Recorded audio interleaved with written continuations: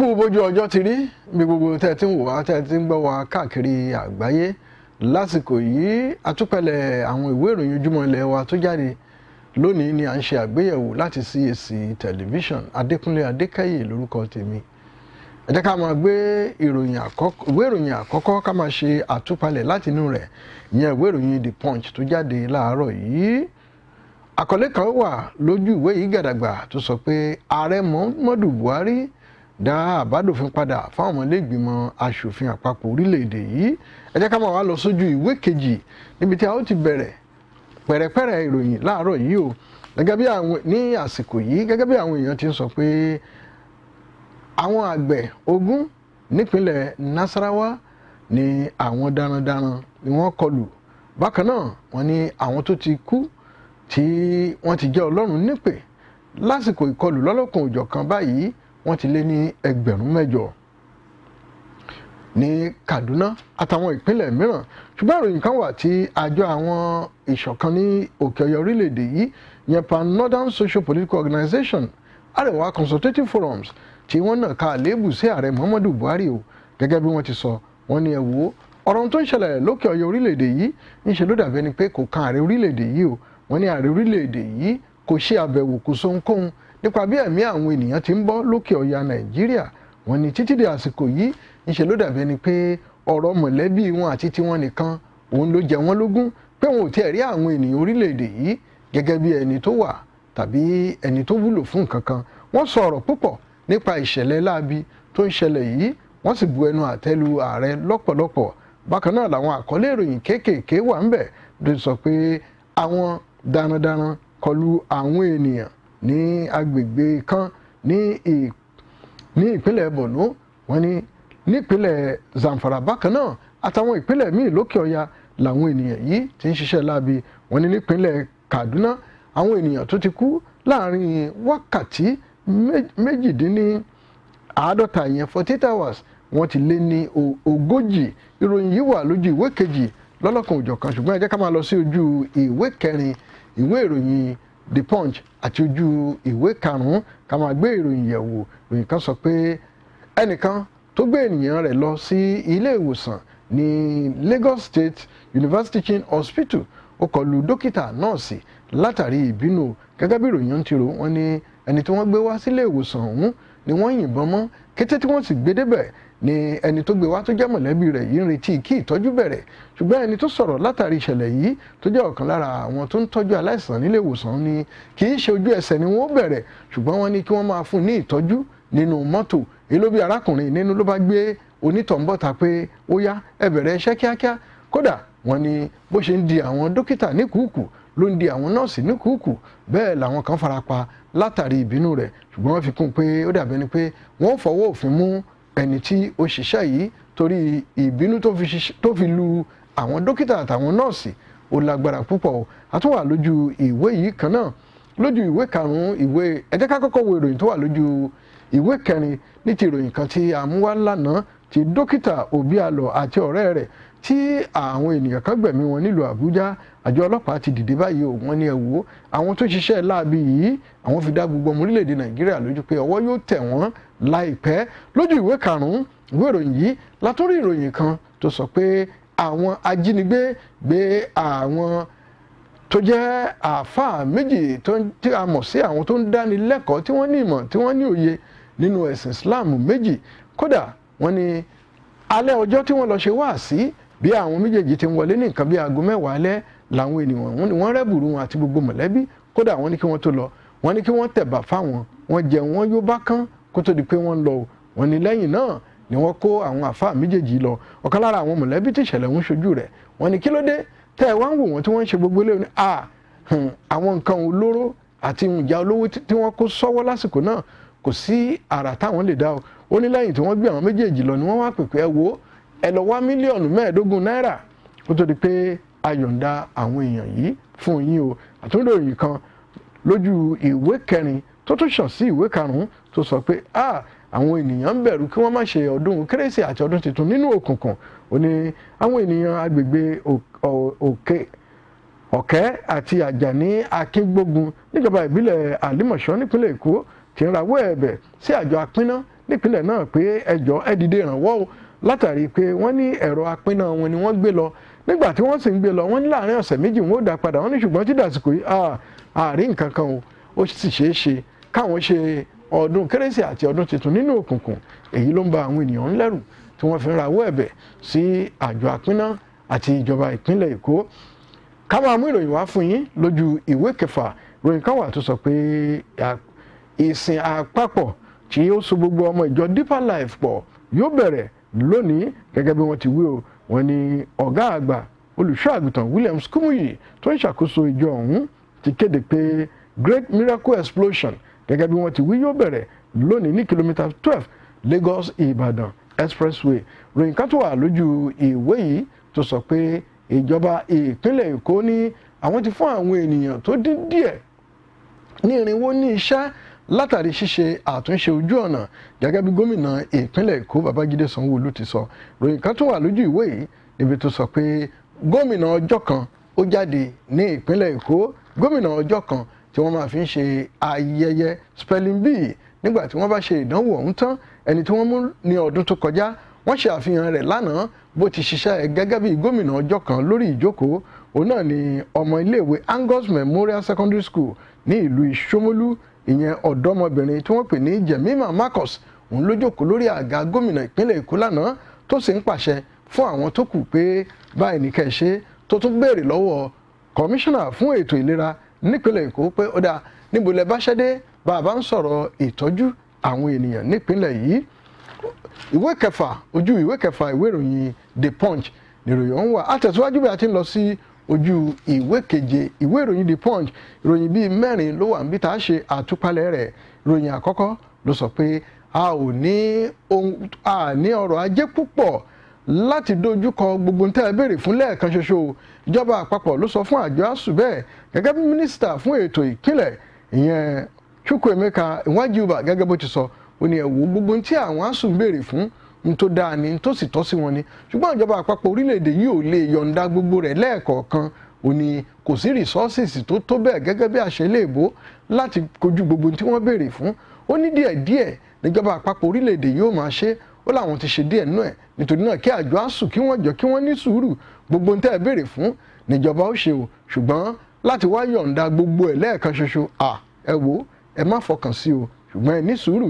àtúnrìròyìn ní ojú ìwé yìí níbi tí àwọn obìnrin ní ìpínlẹ̀ Plateau nílùú Jos ti gbé pátákó ìléwọ́ káàkiri láti fi ẹ̀hónú hàn tí wọ́n sì sọ fún ààrẹ Muhammadu Buhari pé bí ò bá lè ṣàkóso orílẹ̀-èdè yìí kó kọ̀wé kó fìṣẹ́ sílẹ̀ o. lára ohun tí àwọn obìnrin ọ̀hún sọ ni pé ẹ wo bí wọ́n ti ń pa àwọn ènìyàn lókè ọya orílẹ̀-èdè yìí tó dàbí ẹni pé ààrẹ ò tiẹ̀ rí nǹkan kan ṣe sí i pàápàá jùlọ àwọn obìnrin wọn ni ẹ wo Leah Shaibu ẹ wo àwọn ọmọ tí wọ́n kó nígbà kan gbogbo nǹkan wọ̀nyí ló ń ṣẹlẹ̀ síbẹ̀ ààrẹ orílẹ̀-èdè yìí ńṣe ló káwọ́ gbéra wọn ni níbi táwọn dé yìí ìbádùn mọ́ àwọn bí ààrẹ Muhammadu Buhari bó bá lè kọ̀wé kó fiṣẹ́ sílẹ̀ gẹ́gẹ́ bí alákòóso lórílẹ̀-èdè yìí.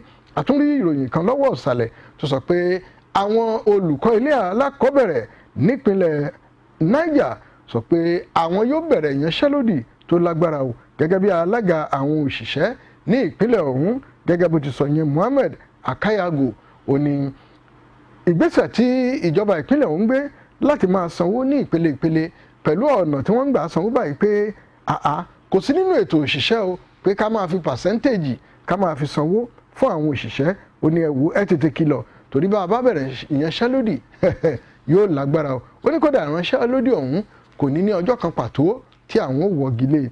ká tún wo ìròyìn kan lójú ìwé yìí tó sọ pé àwọn olùkọ́ ọ̀rọ̀ wọn náà tún ní o tí wọ́n jẹ́ ní Plateau State University ìyẹn ìfáfitì ti ìpínlẹ̀ Plateau àwọn náà ní àwọn ogun lé ìyanṣẹ́lódì bí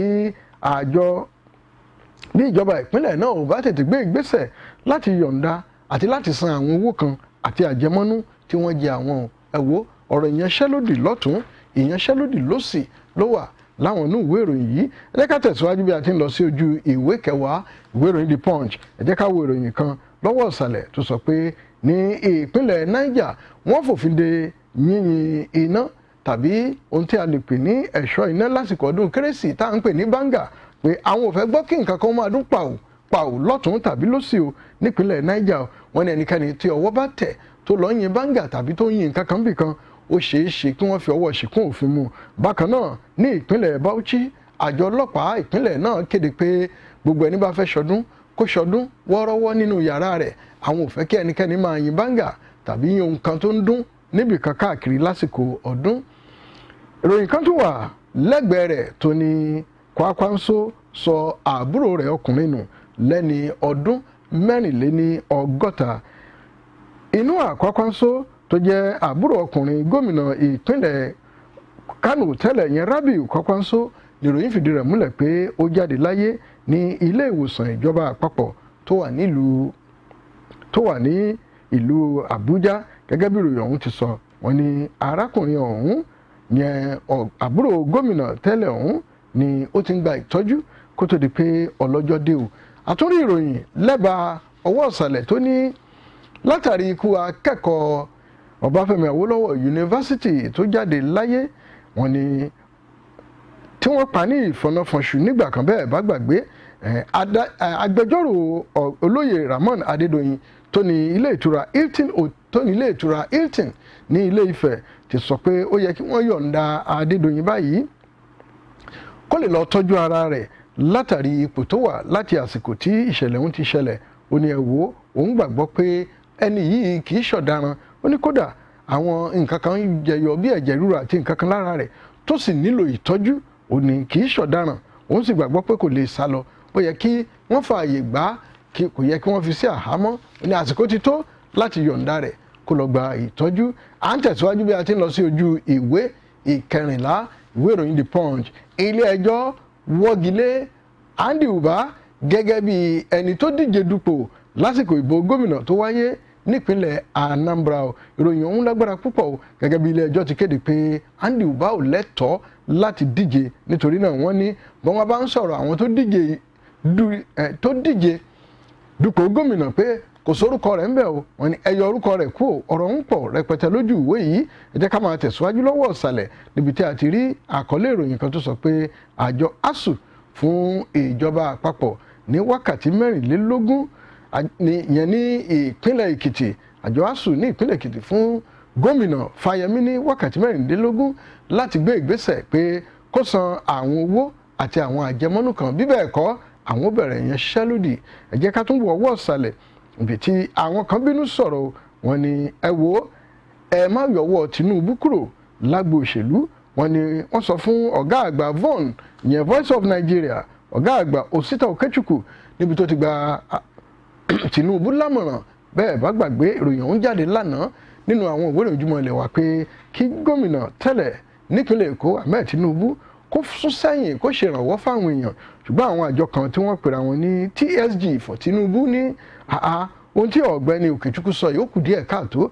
Wọ́n ní pé Tinubu fẹ́ díje dupò ààrẹ lórílẹ̀‐èdè yìí kì í ṣe ọ̀rọ̀ Tinubu, ọ̀rọ̀ orílẹ̀‐èdè Nàìjíríà ni, ọ̀rọ̀ tó ní í ṣe pẹ̀lú ìfẹ́ gbogbo ọmọ orílẹ̀‐èdè yìí ni. Nítorí náà kí ẹnikẹ́ni má sọ̀rọ̀ láti yọ ọwọ́ rẹ̀ kúrò lágbo òṣèlú tàbí láti fà á sẹ́yìn pé ìgbésẹ̀ ṣì ń lọ.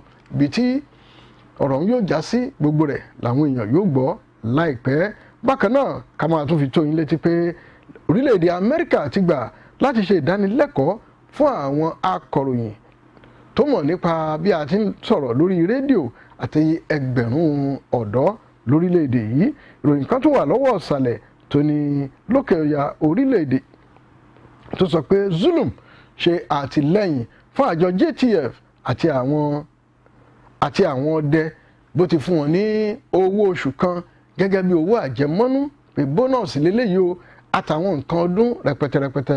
Gómìnà ìpínlẹ̀ Borno gọ́vnà Babagana Zulum lásìkò ọ̀rọ̀ rẹ̀ gbé òṣùbà fún àwọn àjọ JTF yìí àti àwọn ọdẹ nípínlẹ̀ náà fún àtìlẹ́yìn tí wọ́n ń ṣe fún ètò ààbò. Ìdí rèé tó fi ṣe ọdún gidi fún wọn. Ó fún wọn ní ẹ̀kúnwó pé owó odidi oṣù kan ẹgbàá eléyìí bónọ́ọ̀sì ni o. Ìròyìn kan tún wà lójú ìwé 12 tó sọ pé ààrẹ Muhammadu Buhari dá àbádòfin pé ìdìbò tààdì nínú ẹgbẹ́ òṣèlú ẹ jẹ́ kó jẹ́ direct primaries, èyí tó jẹ́ wípé gbogbo ènìyàn ni ó ní àṣẹ láti kópa. Ìròyìn pọ̀ lábẹ́ rẹ̀ púpọ̀ ní ojú ìwé 12 ìwé ìròyìn The Punch tí à ń ṣe àgbéyẹ̀wò. Nínú ìwé ìròyìn The Punch náà la wà bí a ti ń tẹ̀síwájú lọ sí ojú ìwé ìkejìlélógún. Àkórí ìròyìn méjì la fẹ́ wẹ̀ ń bẹ̀ o. Ìròyìn kan sọ pé àwọn ìpínlẹ̀ káàkiri orílẹ̀-èdè yìí pé owó tí wọ́n gbà láàrin ọdún mẹ́ta ó lé ní 751 billion naira látàrí bí a bá ń sọ̀rọ̀ owó ojú ọ̀nà. Bákan náà ìjọba ìpínlẹ̀ Akwa Ibom fọwọ́ sí owó tó lé ní 500 bílíọ̀nù náírà gẹ́gẹ́ bí owó ìṣúná ọdún 2022. Ká máa tẹ̀síwájú bí a ti ń ṣe àgbéyẹ̀wò nínú ìwé ìròyìn The Punch. A wà ní ojú ewé ìkẹtàdínlọ́gbọ̀n níbi tí ọ̀kan lára àwọn tó mọ̀ nípa bí a ti ń po oògùn lórílẹ̀‐èdè yìí, dókítà Kọ́láwọlé Jayéọba ti rọ ìjọba àpapọ̀ pé kí wọ́n ṣe àtìlẹ́yìn ká máa po ọ̀pọ̀lọpọ̀ àwọn oògùn tí à ń lò lórílẹ̀‐èdè yìí lábẹ́lé dípò tí a máa kó ọ̀pọ̀lọpọ̀ rẹ̀ wọlé látòkè òkun. Gẹ́gẹ́ bó ti wí, ó ní gbogbo nǹkan wọ̀nyí làwa náà lè ṣe lórílẹ̀‐èdè yìí bí ìjọba bá ṣe àtìlẹ́yìn fún àwọn tó mọ̀ tó sì lóye nípa rẹ̀. Ẹ jẹ́ ká gbé ìròyìn yẹ̀wò ní abala ìròyìn aré ìdárayá, ká wo ìròyìn tó wà ń bẹ̀ kó tó di pé a ó lọ máa ṣe àgbéyẹ̀wò láti inú ìwé ìròyìn Nigerian Tribune. Ìròyìn kan wà gàdàgbà tó sọ pé àjọ NFF yóò gba mílíọ̀nù 19 pound $20 lọ́dọ̀ àjọ FIFA ní ọdún mẹ́rin. Àtúpalẹ̀ ìròyìn ọ̀hún fi hàn pé orílẹ̀-èdè yìí lẹ́tọ̀ọ́ sí owó yìí níwọ̀n bá ìgbà tí wọ́n bá wà lábẹ́ àjọ ọ̀hún tí wọ́n bá sì ń kópa láwọn ìfẹsẹ̀wọnsẹ̀ tó ní ṣe pẹ̀lú àjọ FIFA. Àtúndì àkọlé kan tó sọ pé ààrẹ àjọ CAF ìyẹn ọ̀gbẹ́ni Patrice Motsepe ṣe àbẹ̀wò sí orílẹ̀-èdè Cameroon ní ìmúrasílẹ̀ fún ìdíje AFCON tó máa wáyé lórílẹ̀-èdè Cameroon lọ́dún tó ń bọ̀. Lásìkò àbẹ̀wò rẹ̀ ó ní kí gbogbo ọmọ ilẹ̀ adúláwọ̀ lọ fọkàn balẹ̀, ìdíje AFCON máa wáyé. Ó ní ọ̀pọ̀lọpọ̀ ènìyàn ló ń rò lọ́kàn pé ó ṣeé ṣe kí wọ́n sùn látàrí Omicron látàrí COVID-19. Ó ní onírúurú orúkọ náà ń pè, ṣùgbọ́n ẹ fọkàn balẹ̀, ìdíje náà máa wáyé o. NMC sún ìfẹsẹ̀wọnsẹ̀ tó yẹ kó wáyé láàrin ikọ̀ agbábọ́ọ̀lù Sunshine Stars àti Wiki Tourist. Kí nìdí tí wọ́n fi sún? Ẹ lọ wojú ewé ọgbọ̀n ìwé ìròyìn The Punch. Ẹja dókè lọ́hùn nígbà tó bá padà dé, a ó máa ṣe àgbéyẹ̀wò láti inú ìwé ìròyìn Nigerian Tribune. èyí ò ṣẹlẹ̀ rí. àǹfààní oríire fún gbogbo ìránṣẹ́ Ọlọ́run àtàwọn oníwàásù lọ́lọ́kan òjọ̀kan tolúwa ń lò. jẹ́ kí gbogbo ayé wù ọ́ kí wọ́n gbọ́ ìwàásù rẹ lórí CAC television pẹ̀lú ẹgbẹ̀rún 10,000 náírà 10,500 naira péré. ó yà wọ́n náà lẹ́nu 10,500 naira péré ni o. jẹ́ kí gbogbo ènìyàn gbóhùn rẹ kí wọ́n mọ̀ pé Olúwa ń lò ọ́ ní CAC television. kẹ́tẹ́kẹ́tẹ́ ni wọ́n ń wò wá káàkiri àgbáyé. torí rẹ̀ la ṣe ṣílẹ̀kùn àǹfààní yìí o. sanwó díẹ̀ kò gbóhùn sáfẹ́fẹ́. gbogbo ẹ̀yin ikọ̀ Ọlọ́run àti ìríjú Ọlọ́run ẹ máa bọ̀ ní CAC television pẹ̀lú 10,500 naira. kẹ́ẹ̀gbóhùn sáfẹ́fẹ́ kò sírú èyí níbikíbi. CAC television gbogbo ẹ̀ka ayélujára la wà. kàn sí wa lórí ẹ̀ka ayélujára www.cactelevision.com tàbí kó o pe àwọn ẹ̀rọ ìbánisọ̀rọ̀ wọ̀nyí 07038854382 08037194307 tàbí 08101974099. CAC television títún iná àwọn àpọ́stélì ìgbàanì dá.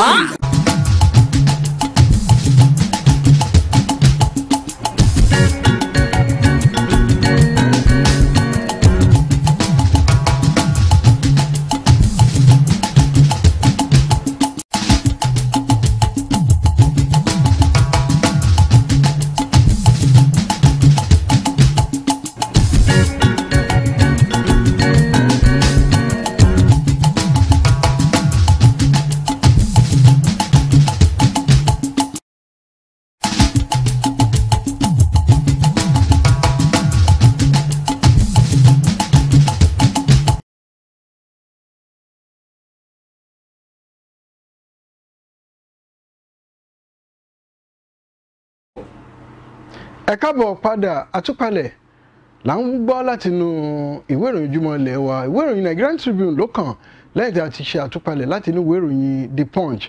Ìwé ìròyìn Nigerian Tribune ọ̀pọ̀lọpọ̀ àwọn àkọlé àtàwọn ìròyìn tó wà nínú ìwé ìròyìn The Punch náà ló wà ń bẹ̀, ṣùgbọ́n ẹ jẹ́ ká wo ìròyìn méjì lójú ewé kínní tó yàtọ̀ sí èyí tó wà nínú ìwé ìròyìn The Punch. Ìròyìn kan sọ pé àjọ INEC nílò 305 bílíọ̀nù náírà láti ṣètò ìdìbò ọdún 2023. Yakubu ìyẹn ààrẹ àjọ INEC ló sọ bẹ́ẹ̀ o. Bákan náà ìròyìn tá a mú wá lẹ́ẹ̀kan níbi tí ilé ẹjọ́ ti sọ pé Andy Uba ìkópa rẹ̀ nínú ètò ìdìbò tó wáyé nípínlẹ̀ Anambra kò nítumọ̀ ẹ wọ́gilé kò yẹ kó kópa o jẹ́ ká wá máa mú ìròyìn wá. ìròyìn àkọ́kọ́ tó wà lójú ìwé kejì àjọ JAMB ti kéde pé gbogbo akẹ́kọ̀ọ́ tó bá fẹ́ ṣèdánwò UTME lọ́dún tó ń bọ̀ dandan ni o NIN wọ́n gbọ́dọ̀ ní nítorí òun ni wọ́n ó lò láti fi orúkọ sílẹ̀ gẹ́gẹ́ bí ẹni tó fẹ́ ṣèdánwò JAMB ní ọdún tó ń bọ̀. wọ́n ní kí gbogbo akẹ́kọ̀ọ́ kí wọ́n tètè lọ mọ̀ pé dandan ni ọ̀rọ̀ NIN báyìí. lọ́wọ́ ìsàlẹ̀ rẹ̀ náà látòrí àkọlé ìròyìn tó sọ pé àjọ NCDC kéde pé ìpínlẹ̀ Ọ̀yọ́ ló lékè o látàrí COVID-19 tó ń jà rìnrìn báyìí. wọ́n ní àwọn ènìyàn tó fara kó COVID-19 nípínlẹ̀ Ọ̀yọ́ láàrin ọjọ́ díẹ̀ wọ́n lé ní 102 gẹ́gẹ́ bí àkọsílẹ̀ nínú ènìyàn 404 tó fara kó kìíní ọ̀hún jákèjádò orílẹ̀-èdè yìí. wọ́n ṣe àtúpalẹ̀ bí àwọn ènìyàn ti fi ara kó COVID-19. wọ́n ní ọ̀rọ̀ COVID-19 tí gbogbo ọmọ orílẹ̀-èdè mọ̀ pé ó ṣe ń jà rìnrìn yìí o. Jemima di gómìnà ọjọ́ kan ní ìpínlẹ̀ Èkó. ìwé ìròyìn The Punch náà gbé bẹ́ẹ̀ pé arábìnrin Jemima Marcus láti ilé ẹ̀kọ́ Angus Memorial Secondary School ní Ṣómólú ló wà ní ipò gómìnà ìpínlẹ̀ ọlọ́jọ́ kan lẹ́kọ̀ọ́ lánàá bó ti ṣiṣẹ́ káàkiri ìpínlẹ̀ náà. ẹ jẹ́ ká máa lọ sójú ìwé ìkarùn-ún ìwé ìròyìn Nigerian Tribune pẹ̀lú àkọlé ìròyìn tó ní àjọ INEC nílò 405 bílíọ̀nù náírà láti ṣàkóso ìdìbò lọ́dún 2023 gẹ́gẹ́ bí alága àjọ INEC lórílẹ̀‐èdè yìí ọ̀jọ̀gbọ́n Mahmood Yakubu gẹ́gẹ́ bó ti sọ. ó ní àjọ náà nílò owó yìí láti pèsè ohun púpọ̀. ó ṣàlàyé lẹ́kùnrẹ́rẹ́ bí àwọn ìnáwó náà yóò ti lọ káàkiri níbi tí wọ́n pín sí àtòhun tí wọ́n fi ṣe. ẹ lọ wò lójú ìwé karùn-ún ìwé ìròyìn Nigerian Tribune ẹ rí àtúpalẹ̀ ohun tí ọ̀jọ̀gbọ́n Mahmood Yakubu tó sọ nípa ìmúrasílẹ̀ fún ètò ìdìbò tó máa wáyé lórílẹ̀‐èdè yìí lọ́dún 2023. àtẹ̀síwájú bí a ti ń ṣe àgbéyẹ̀wò ní ojú ìwé kẹfà ìwé ìròyìn Nigerian Tribune. wọ́n ní ó ti lé ní mílíọ̀nù 70 àwọn ọmọ orílẹ̀‐èdè yìí báyìí tó ti forúkọ sílẹ̀ gẹ́gẹ́ bí àjọ NIMC tí wọ́n ń ṣe àtúpalẹ̀ bí àwọn ènìyàn ti ń fi nọ́mbà tí wọ́n ń lò bí wọ́n ti ń fi sílẹ̀ ìyẹn tí wọ́n ń rẹ́gísítà rẹ̀. wọ́n ní àwọn tó ti rẹ́gísítà nọ́mbà wọn báyìí lórílẹ̀‐èdè yìí wọ́n ti lé ní 70 mílíọ̀nù. a wà lójú ìwé keje ìwé ìròyìn Nigerian Tribune pẹ̀lú àkórí tó sọ pé ìjọba ìpínlẹ̀ Kwara ṣètò ọlọ́dún 10 tí yóò máa fún àwọn ènìyàn tí yóò fi ọkàn àwọn ènìyàn balẹ̀ fún ìtẹ̀síwájú ìpínlẹ̀ náà. lójú ìwé keje Nigerian Tribune ìròyìn náà wà. ẹ jẹ́ ká máa tẹ̀síwájú bí a ti ń ṣe àtúpalẹ̀ láti inú ìwé ìròyìn Nigerian Tribune.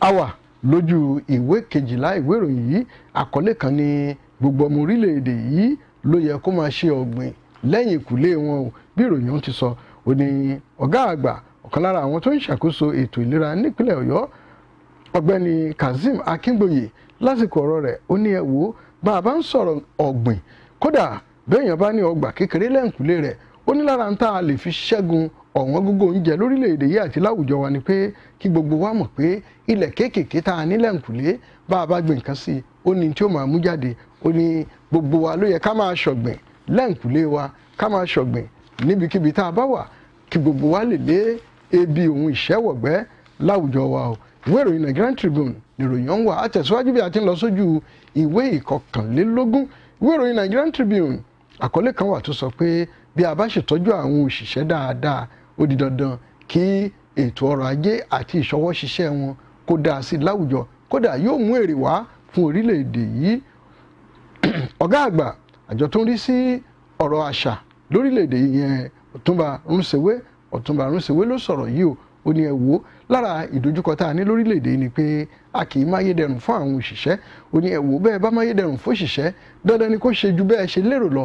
ó ní òṣìṣẹ́ tọkàn rẹ̀ bá balẹ̀ tó gba ohun tó yẹ kó gbà lásìkò dandan ni kó ṣiṣẹ́ kódà ju bí ẹni tó níṣẹ́ bó ṣe lérò lọ. ó ní èyí yóò ṣe àtìlẹ́yìn púpọ̀ fún ìdàgbàsókè ọrọ̀ ajé lórílẹ̀-èdè yìí. Ngige ṣèkìlọ̀ fún àwọn aṣáájú òṣìṣẹ́ àtàwọn òṣìṣẹ́ wípé ẹ jọ̀ọ́ ìwà jẹgúdújẹrá ẹjẹ́ àmúkò láwùjọ wa. mínísítà fún ètò iṣẹ́ òde lórílẹ̀‐èdè dókítà Chris Ngige ló kéde rẹ̀ lásìkò ìpàdé kan tó wáyé wípé gbogbo àwọn aṣáájú òṣìṣẹ́ àtàwọn òṣìṣẹ́ lábẹ́ wọn bí a bá mú ìwà jẹgúdújẹrá ìwà ìbàjẹ́ kò kàn mí ìbá àfọ́ ìbá àdójúrú bá a bá mú kò láwùjọ wa dandan ní kí àwùjọ kó tẹ̀síwájú.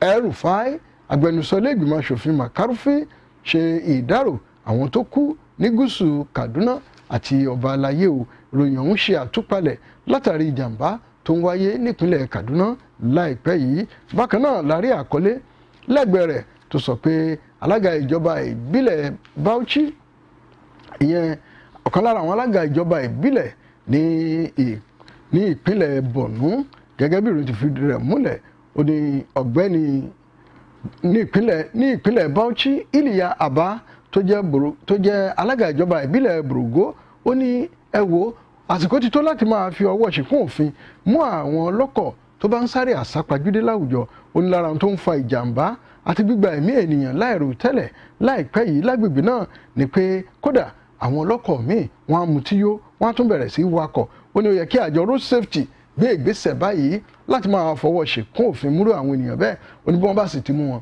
níṣẹ́ ló yẹ kírun wọn máa fi ojú ba ilé ẹjọ́ kí wọ́n lè mọ̀ pé ohun tí wọ́n ń ṣe ó kù díẹ̀ káàtó.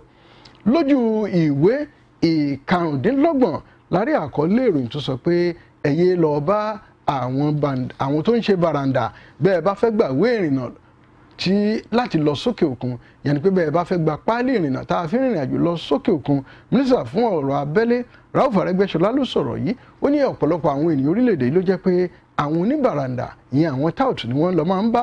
Ó ní ó ló rọrùn láti ṣètò yìí lórí ẹ̀rọ ayélujára láì kówó fún oníbàràǹdà kankan. Ìròyìn kan tó wà lọ́wọ́ ìsàlẹ̀ tó ní ọ̀gá Àmọ̀tẹ́kùn nípínlẹ̀ Ọ̀yọ́ ni wọ́n fún ní àmì ẹ̀yẹ ọkùnrin tó dáa jù lẹ́ka ètò ààbò lọ́dún 2021. Ìròyìn ọ̀hún rò pé ọ̀gbẹ́ni Ọláyínká Ọláyanjú tó jẹ́ ọ̀gá àwọn Àmọ̀tẹ́kùn ní ìpínlẹ̀ Ọ̀yọ́ ni wọ́n fún ní àmì ẹ̀yẹ ọkùnrin tó wà lẹ́ka ètò ààbò Security Man of the Year 2021 ni wọ́n fún o. Ìròyìn ọ̀hún àtúpalẹ̀ rẹ̀ wà, bẹ́ẹ̀ bá fẹ́ mọ̀ bó ṣe wáyé bó ṣe jẹ́ ẹ lọ sójú ìwé kẹẹ̀ẹ́dọ́gbọ̀n ìwé ìròyìn Nigerian Tribune. Ẹ jẹ́ ká wo ìròyìn kan lójú ìwé ìkẹrìndínlọ́gbọ̀n ìwé ìròyìn Nigerian Tribune níbi tó ti sọ pé bàbá kan ẹni ọdún márùnléní àádọ́rin ọ̀ni ó jẹ́ pé Ọlọ́run bàálù kan náà ló bá dé sípínlẹ̀ Èkó, ṣùgbọ́n lẹ́yìn tí wọ́n gúnlẹ̀ ni wọ́n ṣàkíyèsí pé bíbọ́lẹ̀ tí bàbá bọ́lẹ̀ tí àwọn èèyàn ṣe àyẹ̀wò ó dàbí ẹni pé ọlọ́jọ́ ti dé. Lójú ìwé kan náà látúrí àkọlé tó sọ pé lẹ́yìn wákàtí 24 ìjàmbá ọkọ̀ mìíràn tó ṣẹlẹ̀ tó tún gba ẹ̀mí àwọn ènìyàn ní ìpínlẹ̀ Bauchi o. Ojú ìwé kẹrìndínlọ́gbọ̀n ló wà. Ẹ jẹ́ ká máa tẹ̀síwájú lójú ìwé kẹtàdínlọ́gbọ̀n ìwé ìròyìn Nigerian Tribune. Ó lé ní 45 àgbẹ̀ tí wọ́n jẹ́ pé Ọlọ́run ní Nasarawa. Wọ́n ní àwọn tó ti kú báyìí táwọn ènìyàn láabi ti pa ní Kaduna látàrí ìkọlù, àwọn náà ti lé ní 40. Ṣùgbọ́n ẹ já lọ sí ojú ìwé kẹẹ̀ẹ́dọ́gbọ̀n náà lárí àkọlé tó sọ pé ọwọ́ tẹ àwọn adigunjalè tí wọ́n ṣọṣẹ́ ní ilé ìfowópamọ́ kan ní ìpínlẹ̀ Kogi láìpẹ́ yìí. Àtúpalẹ̀ ìròyìn wà lójú ìwé kẹẹ̀ẹ́dọ́gbọ̀n. Ṣùgbọ́n ẹ já dókè lọ́hùn nígbà tá a bá padà dé á mú ìròyìn tó kù wá kó tó di pé a máa dágbére. Ó yá o.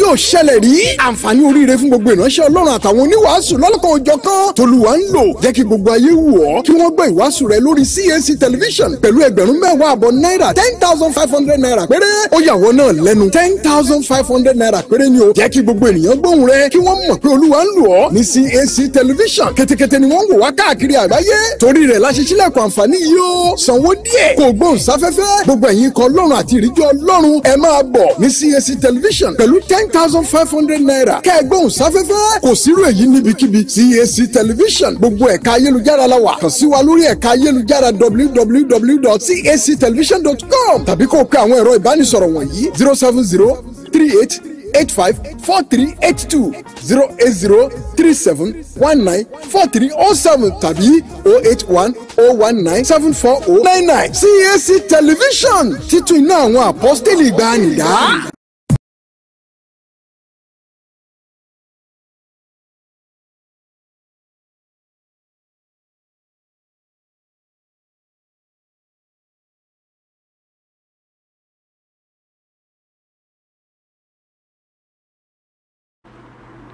Ẹ káàbọ̀ padà àtúpalẹ̀ àwọn ìwé ìròyìn là ń ṣe àgbéyẹ̀wò àwà nínú ìwé ìròyìn Nigerian Tribune bí a ti lọ sójú ìwé kejìdínlọ́gbọ̀n.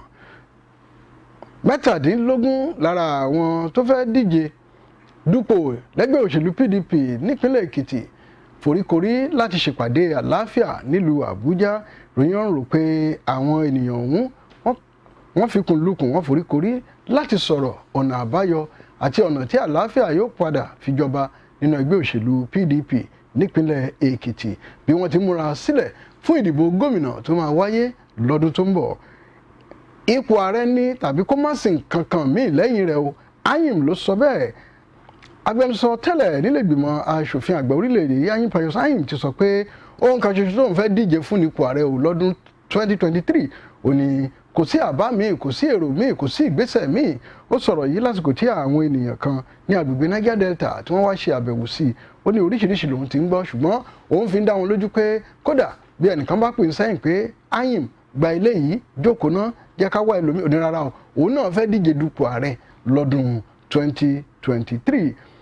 Ẹgbẹ́ òṣèlú PDP nípínlẹ̀ Kwara ti sọ pé àríwá ìpínlẹ̀ náà ni wọn yóò ti mú gómìnà gẹ́gẹ́ bí wọ́n ti sọ látinú ẹgbẹ́ òṣèlú PDP ní látàrí ìdìbò gómìnà míì tó máa wáyé o. Wọ́n ní nígbà tí ìdìbò gómìnà bá fẹ́ wáyé àríwá ìpínlẹ̀ Kwara ló kàn báyìí láti fa gómìnà sílẹ̀.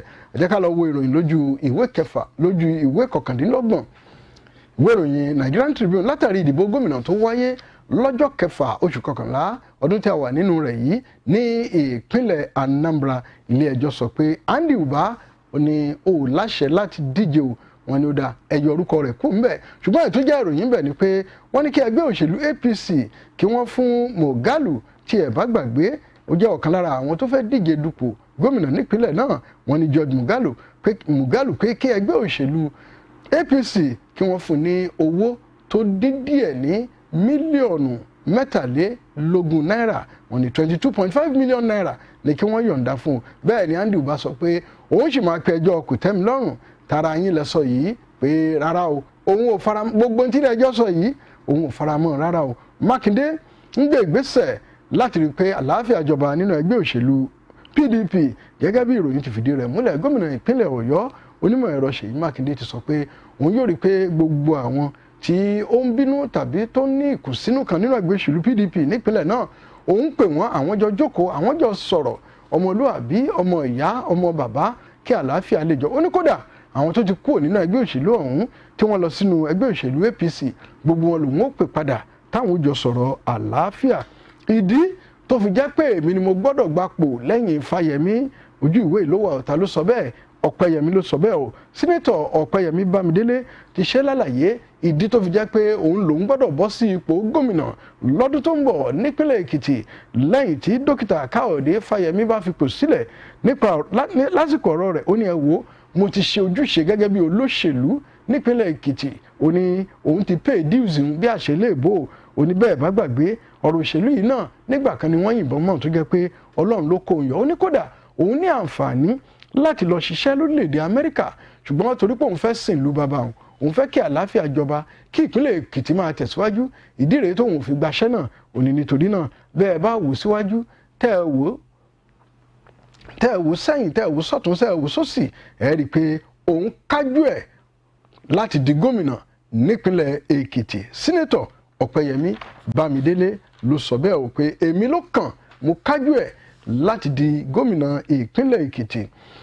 Oríkó ọ̀gá àgbà gíwá ifáfitì University of Ife yẹn ifáfitì Ilé Ifẹ̀ ìròyìn fìdí rẹ̀ múlẹ̀ pé orí kó ọ̀jọ̀gbọ́n náà yọ o lẹ́yìn tí wọ́n ṣe àbẹ̀wò sí ilé ẹ̀kọ́ ọ̀hún kan tó wà lágbègbè Ifẹ̀. Wọ́n ní bí wọ́n ti ń débẹ̀ làwọn ọmọ gànfẹ́ ní àtàwọn ọ̀dọ́ bẹ́ẹ̀ bá bọ́ọ̀lẹ̀ nǹkan ó ṣe yín, kódà àwọn kan tó gbìyànjú àti bọ́ọ̀lẹ̀ wọ́n kọlù wọ́n lọ́rọ̀ ń bá di bóòlù ìyá mi gbogbo wọn ṣe fèrè gèrè o. Àtúpalẹ̀ ìròyìn wà nínú ìwé ìròyìn Nigerian Tribune. ẹ̀dẹ́ká tó ń wo ìròyìn kan tó sọ pé ní ìpínlẹ̀ Enugu wọ́n ní wọ́n fi òfin de ṣíṣe pàtí tàbí kíkórajọ fún ìgbafẹ́ láwọn ilé ìwé ìjọba àtàwọn ibòmíràn tó jẹ́ ti ìjọba. Kí nìdí?